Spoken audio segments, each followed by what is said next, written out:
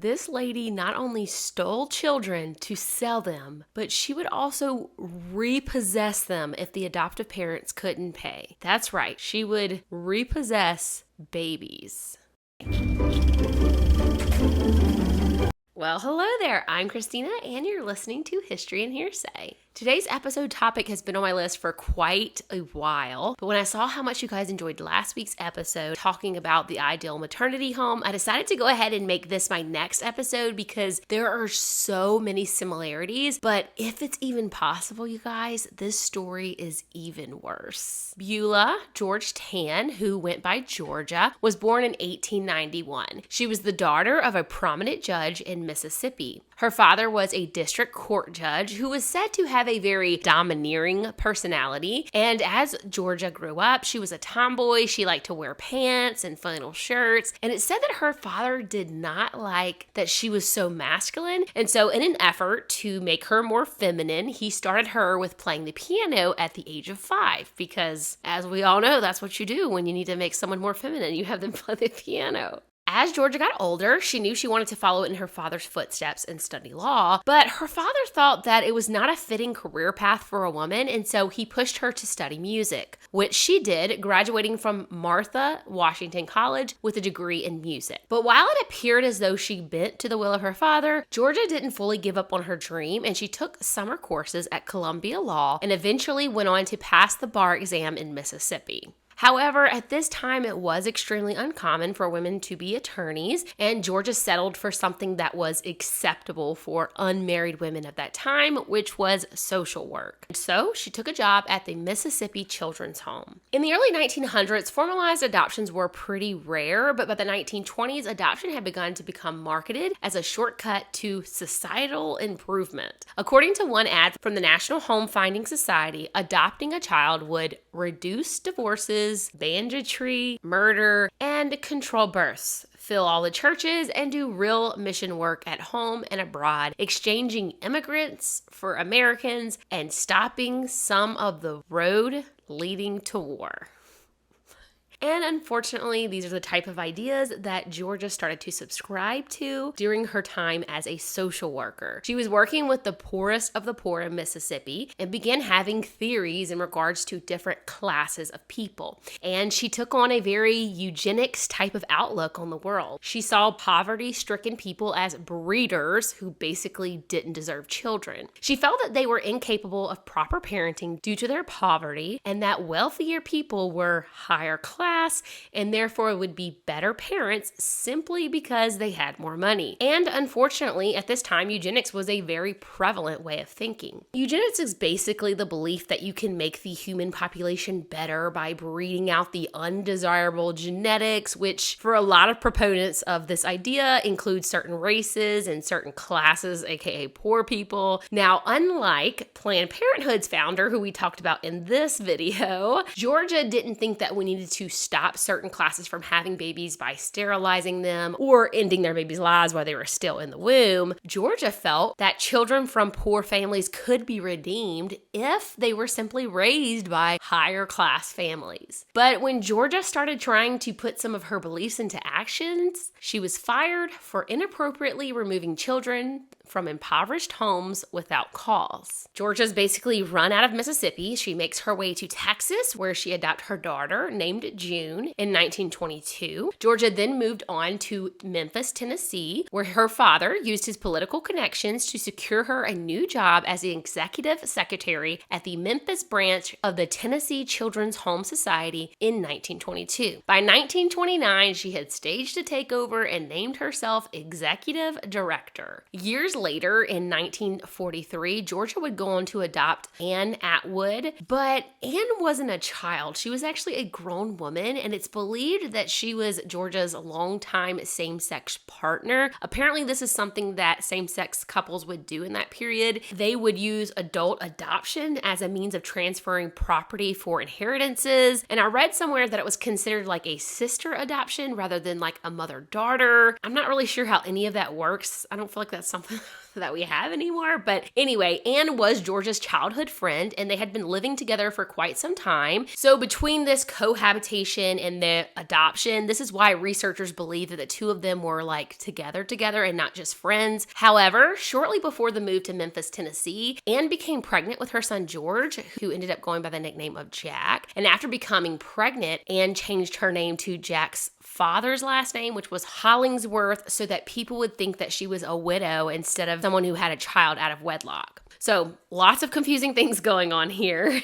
But it's believed she was pregnant with Jack when her and Georgia moved together with Georgia's adopted daughter, June, to Memphis, Tennessee. Now, another contributing factor in this time period was the popularization of baby formula, which made adoption easier because adoptive mothers could now easily feed babies that they had not birthed. And because of this, the demand for adoptable babies grew, especially among busy, successful career women. And it did not get past Georgia that people with means were willing to pay. So Georgia began pursuing the rich and famous to be her clients. Movie star Joan Crawford, author Pearl S. Buck, and even the New York governor all adopted children from Georgia's home. And of course, there were hundreds of regular old wealthy families who believed that they were doing a great service to society by giving needy children a loving home. Georgia quickly made a name for herself, becoming a figurehead of adoption throughout the entire country. She spoke extensively on lecture tours and even preached her values to people like Eleanor Roosevelt and President Harry Truman. Now, because of her stellar reputation, Georgia's children's home was well supported by the local community, and she had a strong network of powerful supporters. Among these supporters was Camille Kelly, a Shelby County family court judge, and Edward Holt Crump, who was the mayor of Memphis at that time. From the outside looking in, Georgia was one of the top proponents for adoption and placing needy children in wonderful families. But what was really going on behind the scenes at the Tennessee Children's Home Society was very different from the picture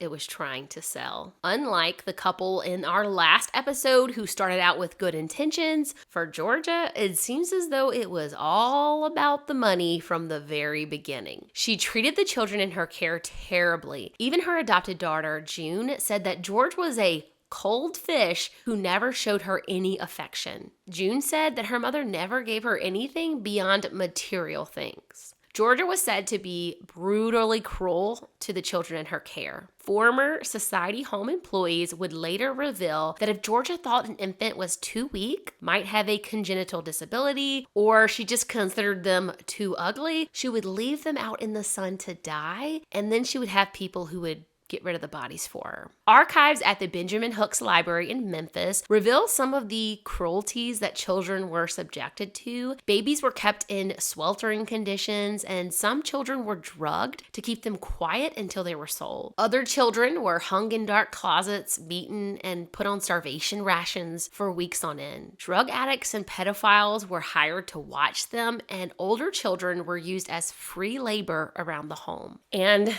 most unfortunate of all, the children were often SA'd, not only by the various seedy male caretakers that Georgia hired, but by Georgia herself.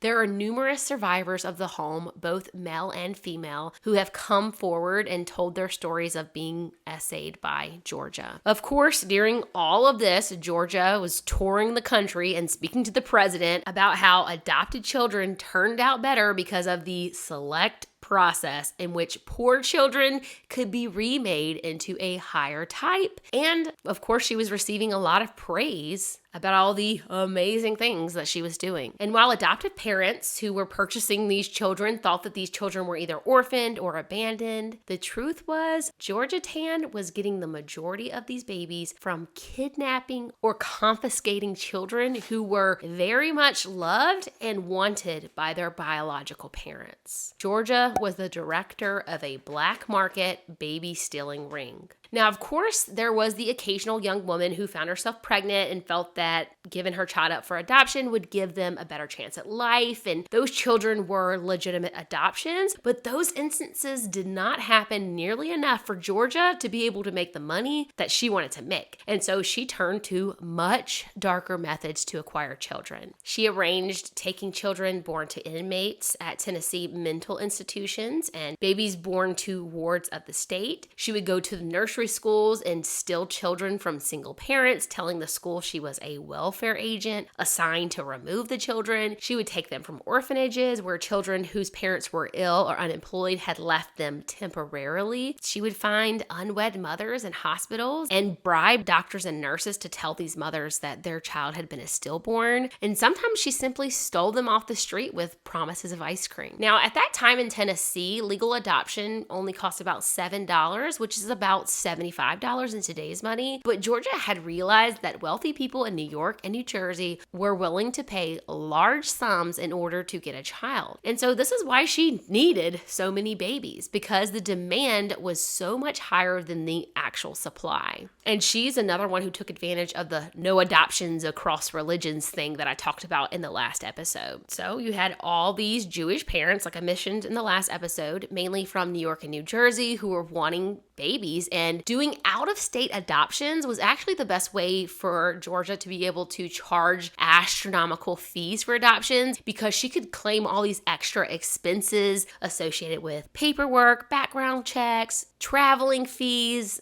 you name it. She had all kind of fees she would come up with. So it was a perfect setup for Georgia. And with a few pen strokes, she could turn a Southern Baptist baby into a baby from a good Jewish family. Of course, she wasn't really doing background checks on anyone. She seriously did not care. It was completely all about the money for her. So anyway, she would make up all these fees, and if there were any legitimate fees that actually had to be paid in regards to the adoption, it said that she would inflate those fees up to 5 times more than what they actually were. When all was said and done, she was charging these families on average about $1,000, which is about $10,000 in today's money. So as you can imagine, Georgia was becoming extremely wealthy, but it seems like she just could not get enough, and things continued to get larger and larger until she had a whole network of people helping her. She had these group of people that she called watchers, who would walk around town and just look for children who maybe were walking home from school alone or outside playing alone. And even if they were in their own yard, they would watch them long enough to determine like if their parent was going to come outside or whatever, and they would call Georgia and inform her that they had spotted a kid that was by itself. And so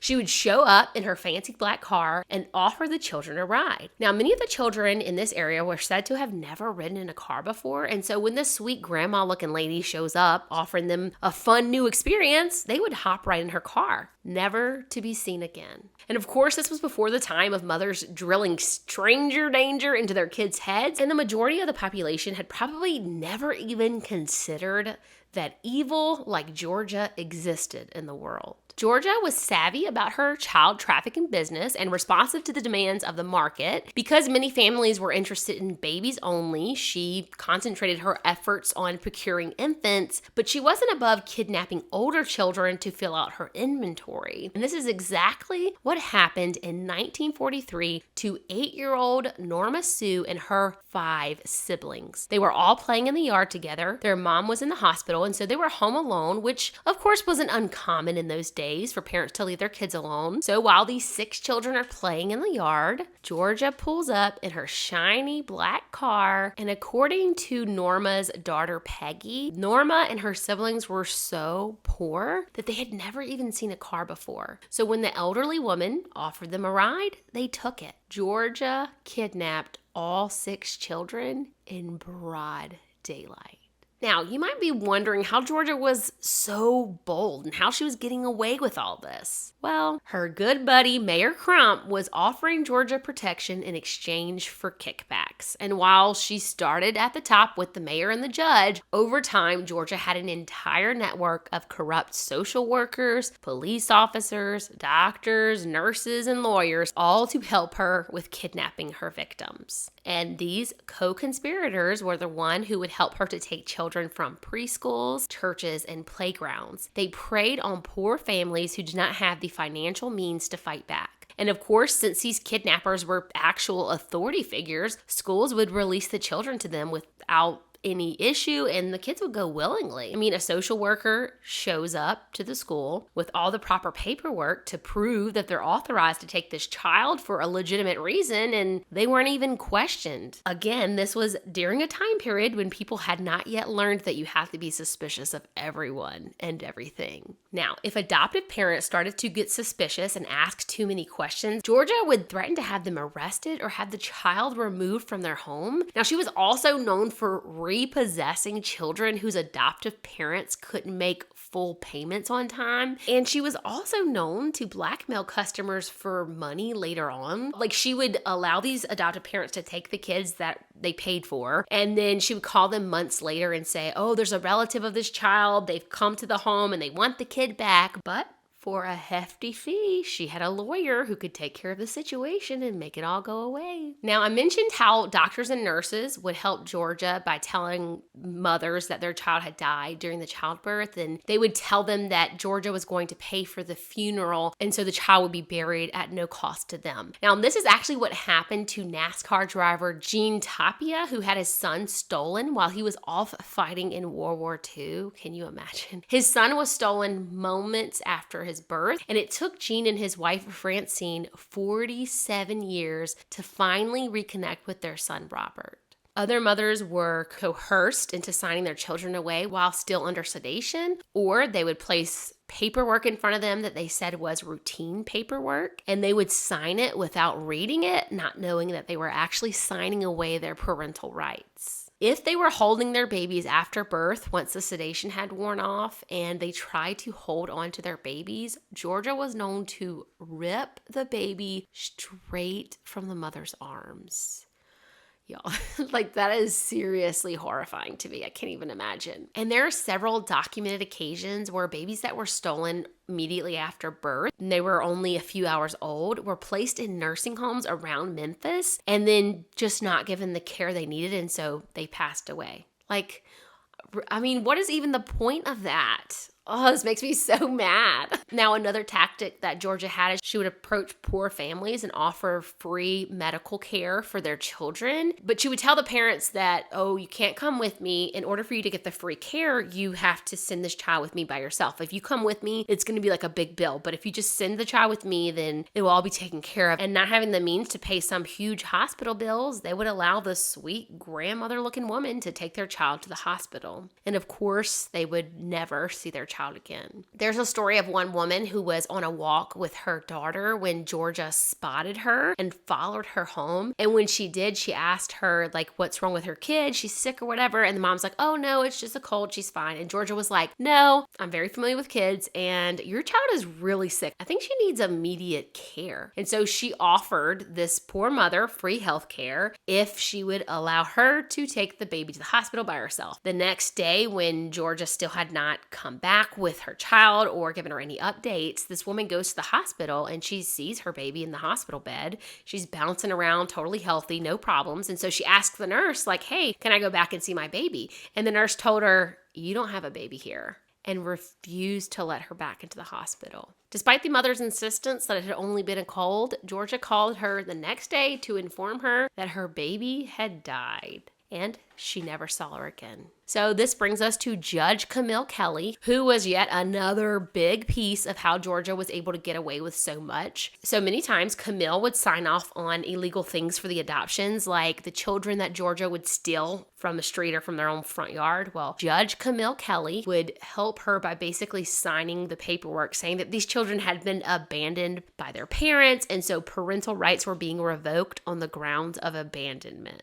Georgia also had someone who worked in the welfare department, and anytime someone with a child would apply for assistance, they would get the name and information to Judge Kelly, who would take the parental rights away from the parent, send a deputy out to pick up the child, and award custody to Georgia. Judge Kelly did the same thing to mothers who were going through divorces. She would write it down as abandonment and place these children with Georgia, who would then, of course, adopt them out to better homes that could provide for them. Of course, these families were reporting all of these things to the authorities, but since Mayor Crump and many of the local authorities were in on the whole scheme, the families' complaints fell on deaf ears. And you guys, Georgia was so bold and untouchable that she even advertised children in newspapers. Some of the titles, which if you're watching YouTube, I'm showing you guys these actual newspaper ads, but the titles were things like "Yours for the Asking" and "They'd Like to Be Your Christmas Gift."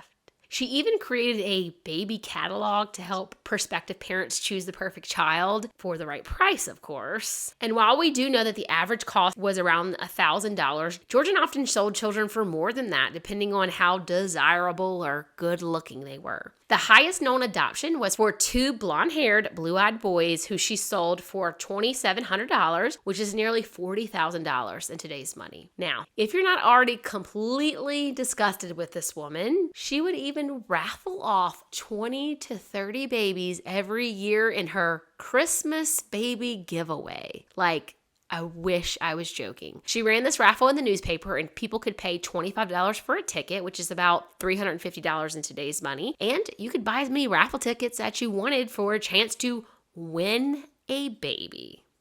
So disgusting. Now, you might wonder how people thought this was okay, but I guess people didn't really think it through. And a lot of the people would buy tickets just thinking, hey, this money goes back to the children's home to help pay for things that these kids need. But in reality, Georgia was just pocketing all the money that came from the ticket sales. And of course, she had to give up some of her merchandise, aka the babies, but none of it went to actual expenses for the children. She would adopt kids out to anybody, even if they had a past history, but she would even get young teenagers that were requested by shady single men and adopt those out to them. Children were placed in abusive homes or used for child labor on farms. Years later, when all of these details came out, some of the stories of the kids who were old enough to remember their real parents is just heartbreaking. I told you guys earlier about the 6 kids who have been stolen from their own yard. Well, all of this happened when Norma Sue was 8 years old, and she fully remembered the entire experience. She said that she and her siblings had stayed in the home for about 3 months waiting to be adopted, and during that time they were used as free labor, and most of their duties involved taking care of the babies in the home, like feeding them, changing their diapers, things like that. Norma Sue and her twin were adopted out to the same family in Philadelphia, but the rest of the siblings were all split up and separated to different families. When Norma was told by the adoptive mother that she was her new mother, Norma replied,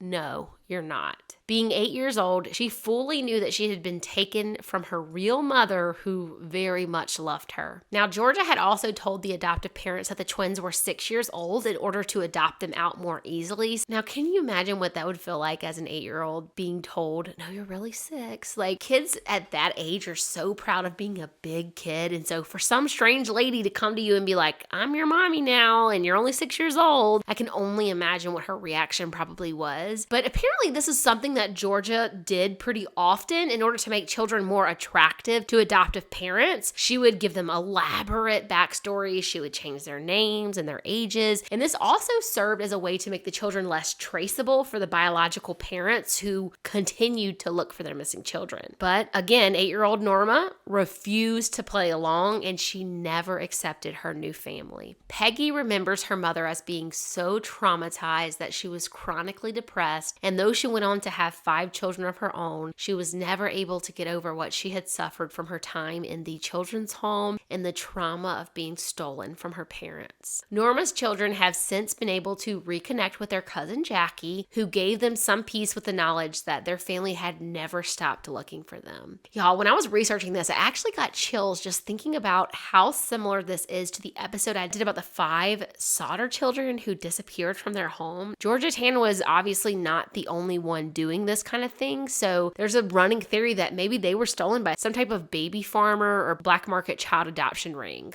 In 1941, it was discovered that Georgia had destroyed most of the paperwork associated with her child placements, and the Child Welfare League of America revoked her license. Georgia, of course, insisted that the Tennessee adoptions were protected by privacy laws, and they were not in violation of any of these practices. Still, her children's home remained unlicensed under Tennessee law. In 1949, things took a turn when Tennessee elected a new governor, Gordon Browning, and under this new governor's authority, Mayor Crump's power was weakened and his unethical practices started being investigated. There was also an ongoing investigation into Georgia's children's home and the thousands of adoptions that had been arranged under questionable means. Now, there were a lot of different things that they could have gone after Georgia for, but the state felt that since Georgia's children's home was state-funded, they were most likely to get a conviction on charges of stealing money from the home. During the course of their investigation, the state found that Georgia Tann conducted private adoptions, and she would gouge prospective parents on everything from travel costs to home visits and attorney fees, and she pocketed up to 90% of all those fees. According to investigators, by the 1930s, as a result of Georgia's scam, Memphis had the highest infant mortality rate in the U.S. In 1945, somewhere between 40 and 50 children died in like 4 months, and an investigative report into the home said that babies were dropping like flies. Many of the babies who died due to neglect were buried on the property. It's believed that about 500 children lost their lives at the home during the 2 decades that it was in business. On February 12, 1950, Governor Browning held a press conference during which he revealed that Georgia and her network had managed to amass more than $1 million from the children selling scheme. That's nearly $11 million in today's money.